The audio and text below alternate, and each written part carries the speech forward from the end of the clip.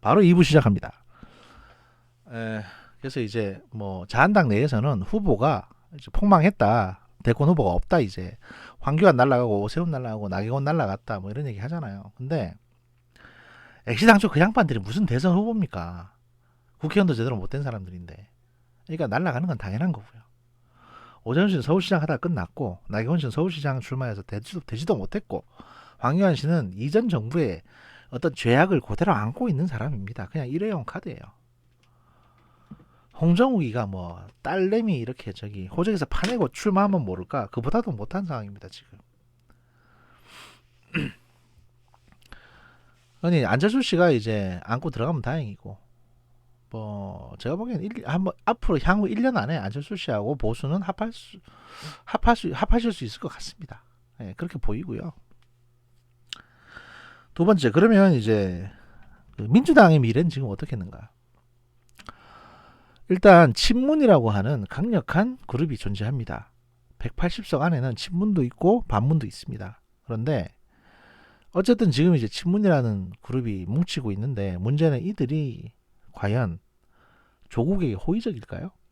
아니죠. 그 이들이 가장 두려워한 이들이 지금까지 많은 사실 민주당 국회의원들이 지금까지 그 조국 했던 거는요. 웃기게도 강성 권리당원 민주당 권리당원들이 조국을 밀어줬기 때문에 조국 했기 때문에 그들 눈치를 봤던 겁니다. 그 권리당원 눈치를 뭐 유권자 눈치 보는 것도 마찬가지입니다만 권리당원 눈치를 왜 봤냐? 공천을 받고 그 다음에 그 당선되기 위해서는 그 권리당원의 힘이 필요했기 때문입니다. 그래서 금태섭 같은 사람 떨어지고 그 강선웅과 김선웅과 뭐 이상한 여자 됐잖아요. 그 힘으로. 그런데 말이죠. 이미 당선됐으니까 이제 4년 동안은 권리당원 필요 없습니다. 무시해도 됩니다. 그러니 조국은 이제 완전히 낙동강 오리알 됩니다. 더 이상 민주당 내에서 조국을 지키자 두둔하자 이딴 소리 절대로 안 나올 겁니다. 서초동 길바닥에서 아무리 집회를 해도 조국 소 집회를 하더라도 국회의원 한 놈 가는 놈 없을 겁니다. 왜냐? 이미 이용 가치가 없어졌기 때문입니다.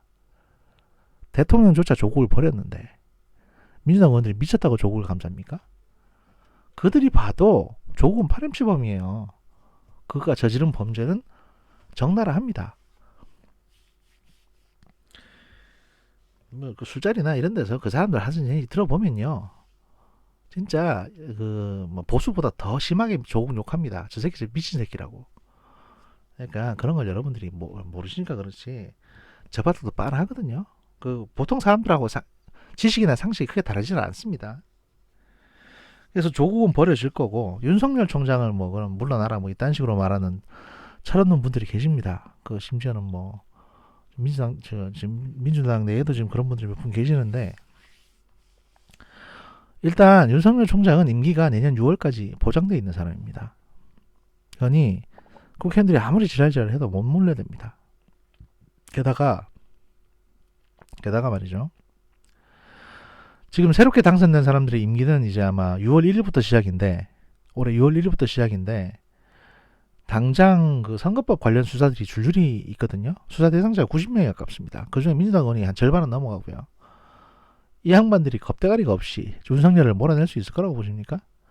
윤석열에 대한 어떤 정치적 공격이 들어올 경우에 그를 신뢰하고 지지하는 검사들이 그렇게 하는 국회의원들을 과연 곱게 볼까요? 그러니 국회의원들은 윤석열에 대해서 찍소리도 안 할 겁니다. 윤석열도 물러나는 생각이 없다고 하고 있고요. 오히려 윤석열에 대한 공격은 훨씬 더 줄어들 것이다. 이게 제 예측입니다. 그 다음 이제 이재명 씨는 어떻게 될까? 사실상 원칙대로 하자면요. 1심 지방법원에서 1심에서 나온 판결 무죄 이게 사실은 맞는 겁니다. 저도 그 내용을 전체 다 봤는데 그 정도 사유 가지고 무슨 허위사실 공표라고 할 수가 없어요.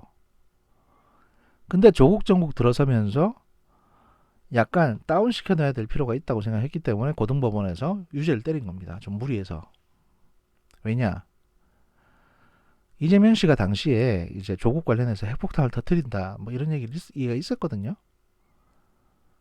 그래서 리얼타임으로 제가 그 시점에서 그 얘기를 들었었기 때문에 그래도 일부 말씀드렸었습니다. 이성윤 지검장 관련 건이라고.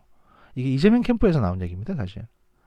그때도 한번 말씀드린 것 같은데 저한테 전해준 지인께서 이재명 캠프 쪽 사람한테 얘기를 들었다고 했고 그렇게 나온 얘기입니다. 그 조국 관련 핵폭탄. 근데 그걸 결국에는 못 꺼냈죠. 그 직전에 이재명 씨가 고등법원에서 유죄 판결을 받았기 때문에. 그래서 대법원의 재판이 걸려있기 때문에 못 꺼냈던 겁니다. 그리고 양정철 씨하고 김경수 씨 만나가지고 우리는 원팀 운운하면서 그랬죠. 그럼 이재명 씨에 대한 대법원 판결은 어떻게 될까요? 사실 많은 분들이 야 법원은 좀 독립적이지 않냐고 말씀해 주시겠지만 지방법원은 독립적입니다. 지방법원 1심에서 판결 낼 때는 청와대든 뭐든 쪽팔려서라도 지방법원 1심 판사한테 뭐라고 안 합니다. 근데 2심, 3심은 좀 다릅니다. 그때부터는 바로 전화 들어옵니다. 그래서 영향을 받을 수밖에 없습니다. 뭐 사람을 사형시키는 것도 아니고 뭐 유죄 때려서 정신생명 끊는 정도야. 할 수도 있죠. 아니 네가 죄를 안 졌으면 뭐 일을 안 알렸을 거 아니야 식으로 생각하는 게 판사들이니까.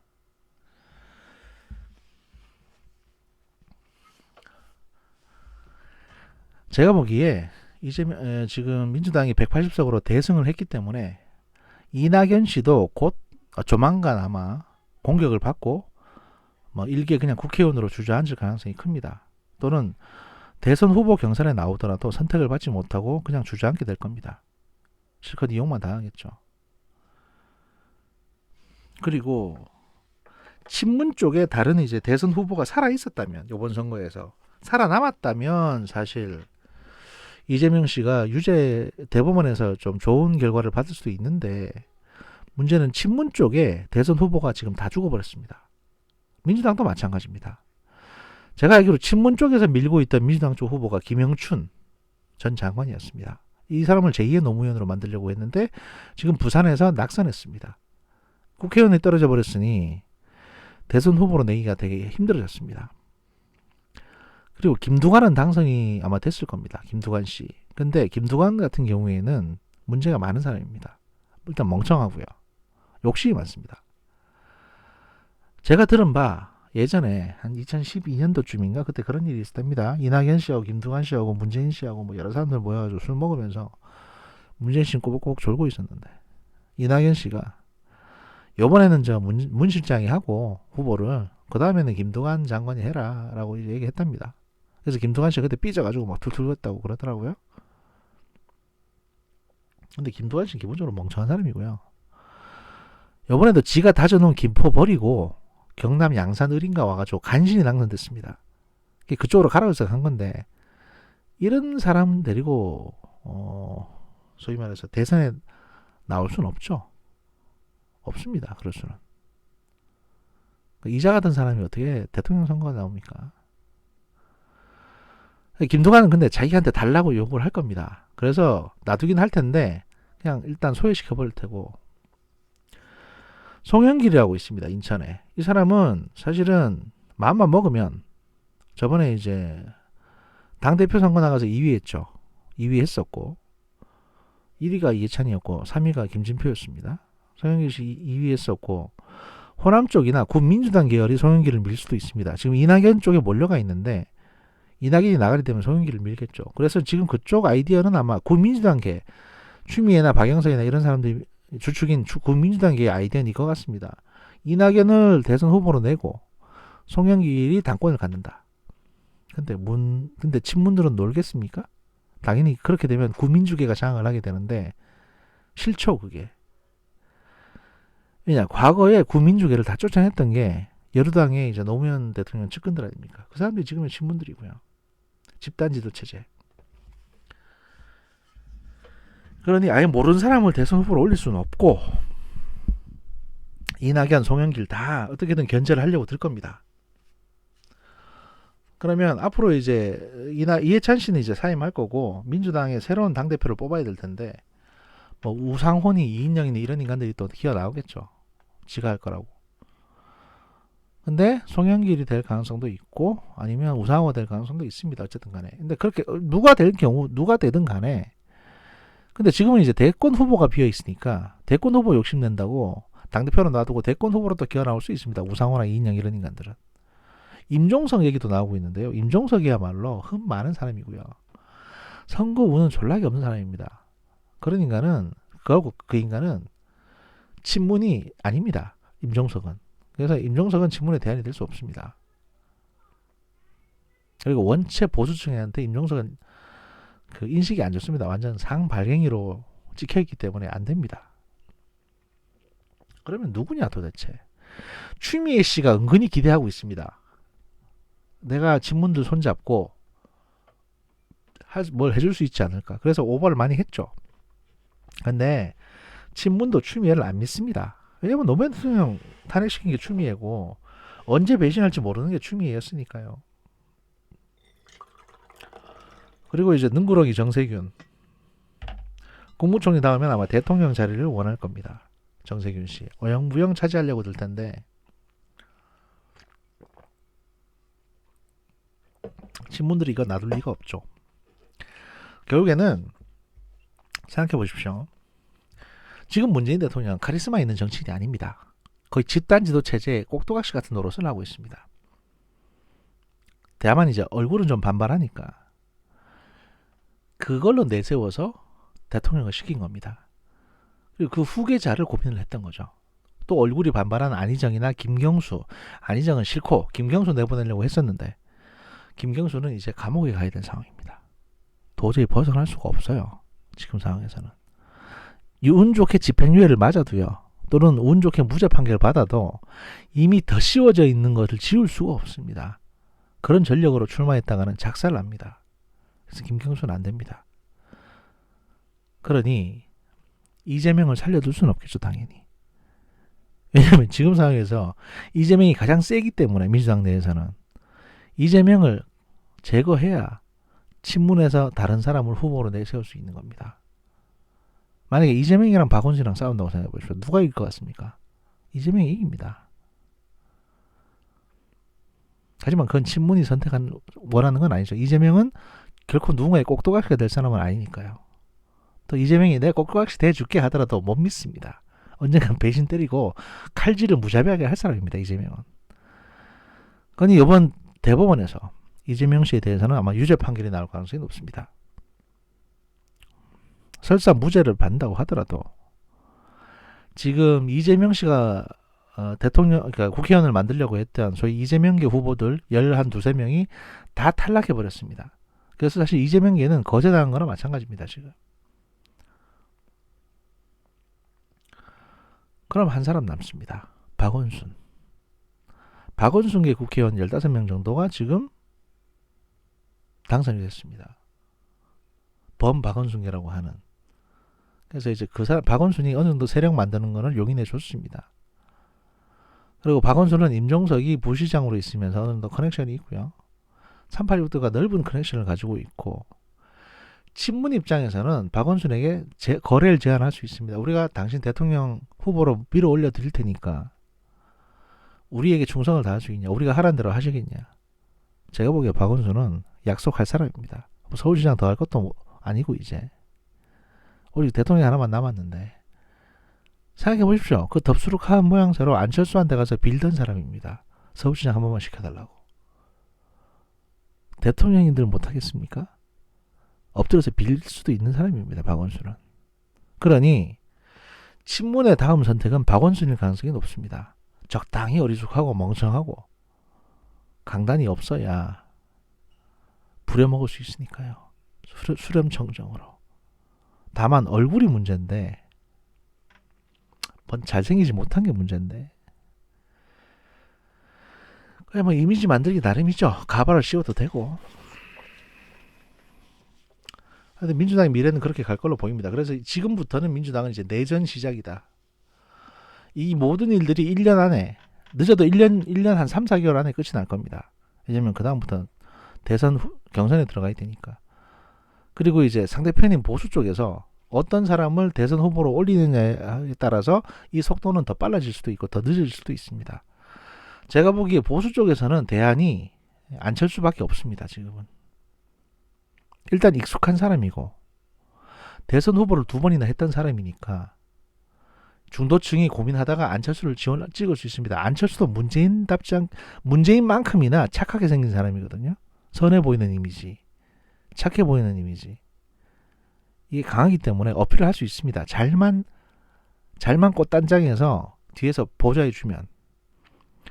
그래서 보수가 모두 죄송하다 잘못했다 하면서 엎드리고 안철수를 밀어준다면 가능합니다. 지금 야당 전체 표를 다 모으면 120석 되죠. 정의당까지 다 통합당에 붙는다고 했을 경우에. 근데 이게 다가 아닙니다. 향후 1년 안에 보궐선거 반드시 벌어집니다. 지금 검찰에서 수사하고 있는 국회의원이 90명입니다. 당선자들. 그중에 못해도 10명에서 20석, 15석 정도는 아마 당선 무효형이 나올 가능성이 높습니다. 그렇게 되면 그 보궐선거 해야 됩니다. 그 보궐선거에서 보수가 당선이 될 가능성이 높고, 그렇게 되면 자한당의 표만으로, 자유한국당의 표만으로 한 120석, 130석 정도가 가능합니다. 여기에다가 이제 지금 뭐 정의당이나 이쪽하고 협의 잘해서 다 뭉치면 140석까지 만들 수 있습니다.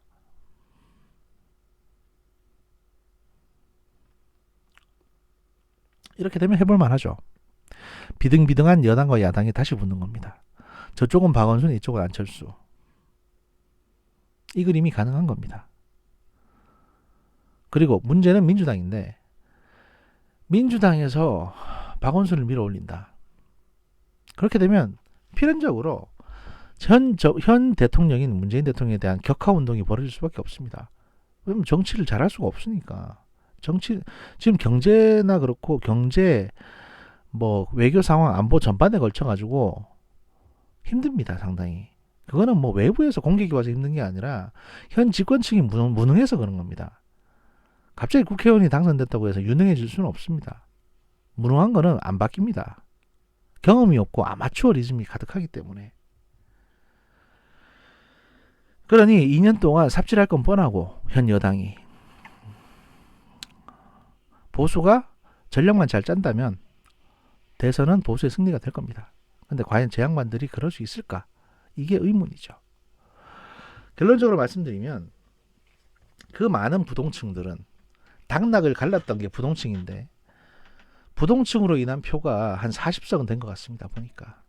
그럼 그 40석을 누구한테 주느냐에 따라서 달라졌던 건데, 일단은 민주당에 몰아줬습니다. 2년 남은 대통령 임기를 생각했을 때 지금 정부를 흔들고 싶진 않다. 한 번 더 기회를 주겠다. 사실은 코로나 없었으면요, 이 기회 마저 안 줬을 겁니다. 울산이고 뭐고 엉망진창이 되고 검찰 수사는 더 빨라졌을 테니까. 하지만 코로나 사태 작살났고 검찰 수사는 더 강하게 진행될 겁니다. 대통령도 그거는 멈출 생각이 없습니다. 왜냐하면 대통령이 나중에 감옥 안 가려면 현 정부 내 범죄자들 다 속아내야 됩니다.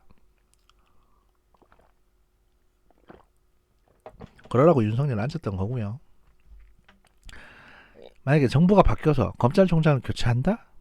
그러면 새로운 검찰총장 인사청문회 하면서부터 충돌이 시작될 테고, 검찰총장이 교체됐기 때문에 현 정부 울산시 선거부정부터 시작해서 모든 사건들에서 특검 도입하자고 난리칠 겁니다. 그럼 정의당까지 거기엔 동의할 겁니다. 현 민주당 정부, 현 국회의원들이 그런 위험 부담까지 지면서 윤석열 총장을 굳이 몰아내야 될 이유는 없는 겁니다. 왜냐하면 윤석열 총장이 자기 정치하는 게 아니라 원칙론적인 입장에서 수사하는 것을 본인들도 알기 때문에 못 건드립니다. 공수처 1호 사건이 윤석열 사건이 될 거라고 하지만요, 공수처에서 수사하는 거고, 공수처가 출범하려면 내년은 돼야 되고요. 지금 뭐 금방 안 됩니다. 사람 뽑고 이러려면 적어도 6, 7개월은 걸리고, 출범해가지고 바로 윤석열 사건 맡을 수가 없습니다. 그 전에 검찰에서 수사 끝나면 그걸로 끝이고요. 재수사 같은 건 힘듭니다. 내년 초에 뭐 윤석열 수사한다고 하더라도 임기가 6월달까지인데 하나만 하죠. 말만 그렇게 하는 거지. 대가 약한 사람이었으면 벌써 나왔겠죠. 문무일 같았으면 벌써 사표냈을 겁니다. 하지만 윤석열 실은 그럴 생각이 없다고 합니다. 본인이 얘기한 바, 내가 지금 임기를 마치지 않고 물러나게 되면 지금까지 검찰이 했던 수사가 마치 괜히 현 정부를 트집잡기 위해서 한 수사처럼 보일 수 있다. 그러니까 나는 물러날 생각이 없다. 이런 얘기를 하는 겁니다. 저 최강욱 이 새끼 배때지 나온 거 보십시오 이거. 그리고 열리민주당 이 뭡니까 이게 지금 이게. 옷도 이상한 거 싸구려 옷 같은 거 해가지고 저 지금 사진을 보고 있습니다. 하여튼 황운하 이 자식도 그렇고요. 이게 뭐 가발 썼나 하여튼 뭐 가발 쓴 거 같네요 보니까. 황운하 가발 대머리. 하여튼 그렇고요. 여기 보시면은 뭐 이런 기사 있죠. 개헌 빼고 다 할 수 있는 슈퍼 여당 앞으로 1년 입법 속도전이라고 돼 있는데 여기 보시면 국회의장직 및 18개 상임위원장직 중 10개에서 12개가 여당 몫이다. 그럼 뭐 법사위 빼면 그만이지 뭐. 이건 뭐 언제는 안 그랬습니까? 지금도 국회의장은 민주당인데. 법안 단독으로 패스트트랙 가능. 330일 지나면 본회의 표결 처리 가능. 그러니까 지금 법안을 올려도 1년 뒤에나 가능한 겁니다. 현 정부 임기 2년 남았고요. 국무총리, 대법원장, 헌법재판소장, 감사원장, 대법관 등 국회 임명 동의안 단독 처리 가능. 뭐 지금까지 다 단독으로 하셨잖아요. 그러니까 아무 의미 없습니다 이거. 민주당 입장에서도 솔직히 180석이나 얻어서 야 니들 많이 얻었네. 오 대단하다. 앞으로 잘해야겠네. 오 우리 공부 잘한다. 앞으로도 너 서울대 갈 거지. 이런 지금 칭찬을 받고 있는 거지. 이 사람한테 좋을 게 하나도 없습니다. 그런 상황이고요. 반면에 이제 제2교섭단체 카드 만지작거리는 비례정당들 사실 이것 때문에 좀 시끄러운데요. 이 기사 확대해드리면 사실은 원래 이제 친여당, 친야당 비례정당인 더불어시민당과 미래한국당 같은 경우에는 원래는 선거 끝나면 기존의 원래 정당이랑 합당을 해야 됩니다. 그래서 거기 표를 더해야 되거든요. 그러려고 사실 만들어진 거 아니겠습니까? 그런데 그냥 놔두겠다는 겁니다. 마치 그 독재 정당의 우당, 친구당 있잖아요. 우당, 공산당의 우당 같은 그런 진짜 이중대로. 왜냐하면 그걸 내버려 두지 않으면 각각 다 통합해 버리면 이중대 역할을 누가 하냐? 정의당이 할 거기 때문에 6석까지는 정의당이 이중대 역할을 할 건데 문제는 공수처장 결정권에서 제3당의 결정권이 있는데 이게 이제 정의당이 갈 수가 있는 겁니다. 그 뭐 교섭단체가 아니더라도 이제 야당 몫이 따로 있으니까요. 그래서 이제 문제가 됩니다 이게. 이렇게 하여튼 정의당을 말려 죽이려고 드는 거죠. 어떻게든. 그 뭐 어쩐다 저쩐다 뭐 말은 많은데 이거는 뭐 제가 나중에 설명드리고요.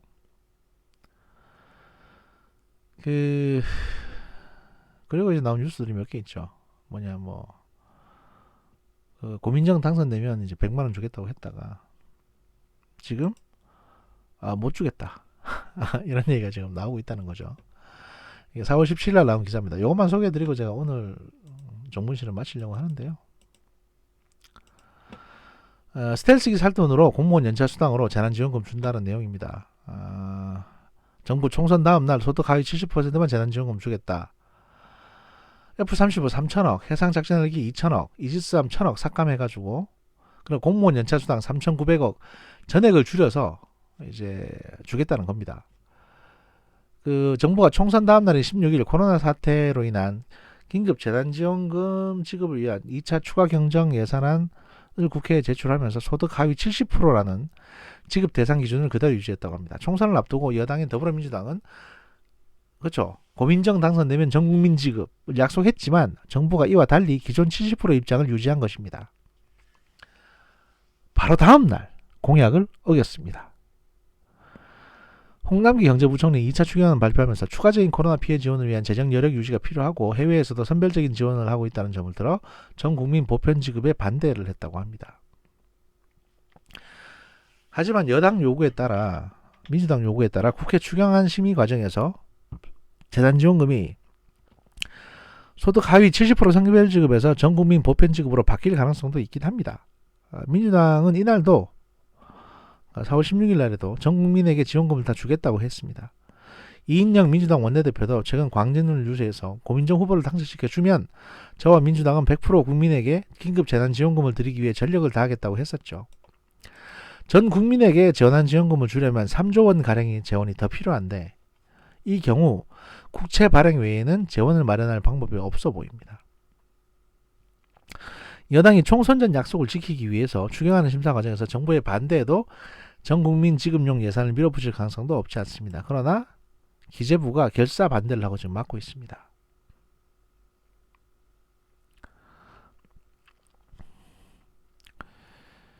정부는 소득 하위 1,478만 가구의 가구원 수에 따라 긴급재난지원금을 40만원에서 100만원 지원한다고 밝혔습니다. 이것도 사실은 그러니까 소득 하위 가구에 대해서 식구 숫자에 따라 어떤 집은 40만원 받고 어떤 집은 100만원 받는 겁니다.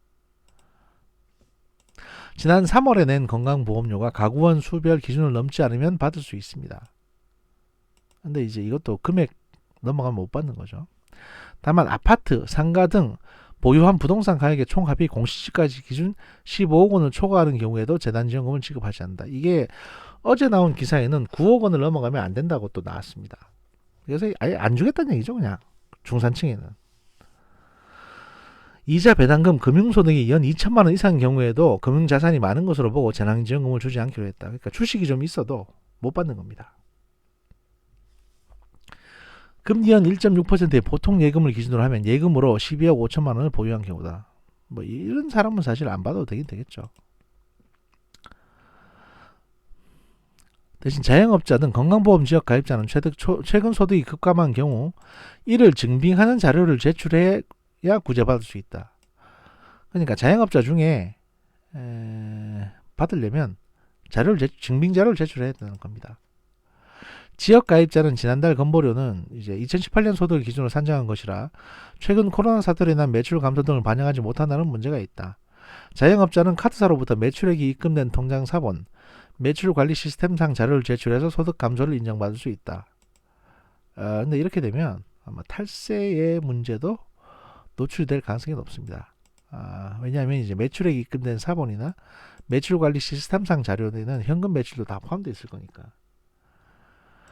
감소한 소득으로 계산한 건보료가 소득 하위 70% 이하인 경우에만 재난지원금을 받을 수 있다. 정부는 재난지원금 지급에 필요한 9조 7천억 원 중에 정부가 부담하는 7조 6천억 원은 기존 사업 예산을 삭감하거나 정부가 보유한 기금에서 돈을 끌어오는 방식으로 마련하기로 했다는 겁니다. 일단 각종 사업비를 2조 4,052억 원 삭감할 것으로 알렸습니다. 국방 예산 삭감 비율이 37.6%. 그러니까 거의 한 40% 가까이를 국방 예산을 줄여가지고 국민에게 주겠다는 겁니다. F-35 스텔스 전투기 3천억, 한 3대 정도 구입할 수 있는 돈이 되는데요. 해상작전 헬기 2천억 원, 한 4대? 이것도 한 3대 정도 구입할 수 있는 비용입니다.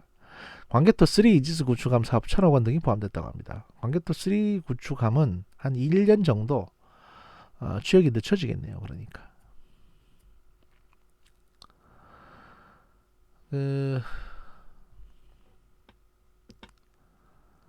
정부는 이와 함께 금리 유가가 떨어지면서 아낄 수 있는 비용 4,900억 원과 공무원 인건비 재원 6,950억 한 7천억 원도 재난지원금 재원으로 쓸 방식이다. 공무원 인건비 재원에는 공무원이 쓰고 남은 휴가 일수를 현금으로 보상받는 연가 보상비를 모두 삭감해서 마련한 4천억 원도 포함됐다. 그러니까 강제로 휴가를 가야 되는 겁니다. 지금 휴가가 남으면 이걸 현금으로 받는데 못 가면 이제는 현금을 못 주니까 그럼 휴가를 가든지 아니면 그냥 퉁치든지 못 받는 걸로 이렇게 되는 겁니다. 나머지 4조 원은 정부가 보유한 각종 기금에서 조달하기로 했다고 하고요. 추가 추경에 대해서는 언급이 없었지만 코로나 추경이 경제에 본격적으로 영향을 미칠 경우 경기 부양을 위해서 3차 추경이 불가피할 전망이 나옵니다. 3차 추경을 하게 되면 더 이상 기존 예산 감축으로는 재원 마련이 어렵기 때문에 국채 발행이 되고 국가 재정도 악화될 것으로 보입니다. 그러니까 지금 2차 추경, 그러니까 이제 지금 하위 70%한테 주는 것까지는 정부 예산을 어떻게든 아껴가지고 추가로 국채 발행해서 빚 안 내고 여기서 기재부가 해결할 수 있다는 건데 이래도 사실은 내년도 예산하고 경제 운용에 막대한 타격이 옵니다. 그럼에도 불구하고 일단 빚을 안 내는 방식으로 하겠다는 건데 만약에 전 국민 100%에게 주자 이래 돼버리면 3조가 더 필요하니까 이때는 국채 발행을 해야 됩니다. 문제는 우리나라가 부채가 지금 좀 많습니다. 그러니까 이게 액수는 사실은 30%대인데 그러니까 자산 대비 부채가 30%대인데 늘어나는 속도가 거의 현 정부 들어가지고 15%가 30% 중에 15%가 현 정부 때 늘어났습니다. 그러니까 현 정부가 돈이 필요하니까 자꾸 국채 발행해서 빚을 내 가지고 막 뿌리는 겁니다. 현금을. 그렇게 돈 받은 사람이 이제 돈 받은 노인분들이 저 길가 가서 풀 뽑기 하고 그 돈 받아 가시는 겁니다. 소위 공공 직장에 들어가는 그런 기금으로 사용이 됐던 거죠. 그래서 취업률 높이려고. 기재부가 여기서 비명을 지르는 거죠. 어쨌든 지금 이런 상황이고요. 뭐 모르겠습니다. 제가 보기에는 전 국민 100%하게 줄 필요는 없을 것 같은데 이렇게 선거에 몰빵을 했고 이런 양반들이 이제 줘야 된다라고 경제부총리를 압박을 하고 있으니까 아마 운 좋으신 분들은 받으시겠죠. 그렇게 뭐 한 100만 원 받으셔가지고 뭐 잘 먹고 잘 사십시오. 나라 팔아먹고 100만 원 받으신 거 이제 누구도 친일파 욕 못하실 겁니다. 이렇게 되면. 하여튼 지금의 상황이고요. 뭐 그렇습니다. 일단 대충 브리핑 해드렸고요. 대충 생각나는 대로 지금 브리핑 해드려가지고 제가 추가적으로 생각되는 부분이 있거나 추가되는 부분들이 있으면은 안보 관련 뉴스 같은 거 이제 소개해드리면서 오늘 저녁 때 다시 또 추가적으로 말씀드리겠습니다. 제가 이제 선거 관련해서 앞으로의 상황을 보고 뒤의 상황을 좀 보고 한다고 한 사나흘 정도 저희 정분실이 업데이트가 없었습니다. 그리고 제가 또 뭐 트위터에서 말씀드렸습니다만 온라인 강의 녹화 때문에 이제 정분실에 쓸 어떤 그 체력을 그쪽에 다 썼거든요. 그래서 대신에 이제 지금 유튜브 어디인가에는 한 10시간 분량의 온라인 강의가 올라가 있습니다. 사실 10시간이면요. 정분실 한 20개는 뽑을 텐데 그 정력을 쏟아부어 가지고 지금 온라인 강의를 했습니다. 그리고 지금도 추가적으로 계속 만들고 있습니다. 지금 밀렸기 때문에 제가 지금 놀고 있는 게 아니다. 이런 말씀 드리고요.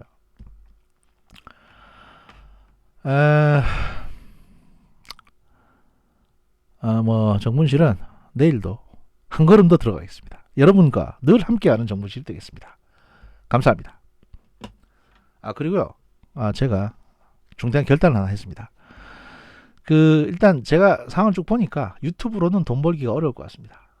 그래서 아예 돈 벌기를 포기하기로 했습니다. 그렇기 때문에 유튜브 구독자가 늘어나든 말든 이제 상관 안 할 겁니다. 그리고 팟빵 같은 경우도 지금 제가 지금 후원창을 열어놨는데 그래서 이제 몇 분들이 후원을 해주십니다. 뭐 10,000원, 20,000원, 그다음에 뭐 5,000원, 6,000원, 3,000원 이렇게 포인트로 후원을 해주시는데 이거를 제가 일단 열어놨다가 이걸 제가 좋은 일에 후원을 받게 되면 이걸 좋은 일에 쓰겠다, 기부하겠다고 말씀드리고 지금 열어놨었는데 이것도 사실은 의미가 없는 것 같습니다.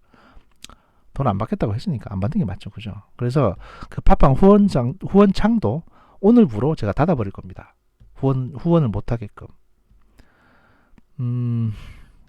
왜 이렇게 하냐?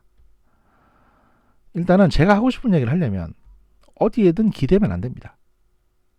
그리고 돈을 주는 분들도요. 후원을 하게 되면 본인들이 원하는 얘기를 듣고 싶어 하는 경향이 생깁니다. 뭐 어쩔 수 없습니다, 그거는. 그래서 아예 그 싹을 없앴다. 그리고 저는 공무원 마인드로 가겠다. 그러면 자유로울 수 있죠. 그렇게 하도록 하겠습니다. 감사합니다. 내일도 뵙겠습니다.